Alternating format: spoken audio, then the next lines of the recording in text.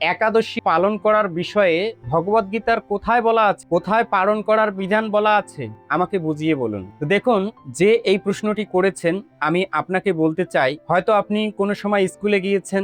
স্কুলে যখন আপনি লেখাপড়া করেন সেখানে শুধু বাংলা বই থাকে না, বাংলার সাথে ইংরেজি থাকে, অঙ্ক থাকে এবং এভাবে অনেকগুলো বই থাকে। আলাদা আলাদা সাবজেক্ট, আলাদা আলাদা টিচার, আলাদা আলাদা ভাবে সেই জ্ঞানগুলো ছাত্রদেরকে প্রদান করা হয়। ঠিক তেমনি ভাবে ভগবদ গীতায় একাদশীর কথা লেখা নেই, পারণের কথা লেখা নেই মানে আমরা মন করা ভাবে এই একাদশী ব্রতের কথা বলছি এমনটি নয়। বৈষ্ণবীয় শাস্ত্র, হরিভক্তি বিলাস, পদ্ম পুরাণ, স্কন্দ পুরাণ, এই সমস্ত পুরাণ থেকে এই ব্রতগুলো নেওয়া হয়েছে বা এই হরিভক্তি বিলাসের সিদ্ধান্ত অনুসারে এই একাদশী ব্রত সমস্ত ভক্তগণ পালন করে থাকে। নিজের মন গড়া মতো নয়, সেখানে বলা হয়েছে কিভাবে পালন করতে হবে, কিভাবে ব্রতের উপবাস করতে হবে, কিভাবে আমরা এই ব্রত পালন করে ব্রতের ফল লাভ করতে পারি এবং অন্তিমে ভগবত ধাম প্রাপ্ত হতে পারি। তাই আপনি এটা যেন ভাববেন না যে আমরা মন গড়া বলছি, মন গড়া বলে বলে এরকম একাদশীর কথা প্রচার করছি।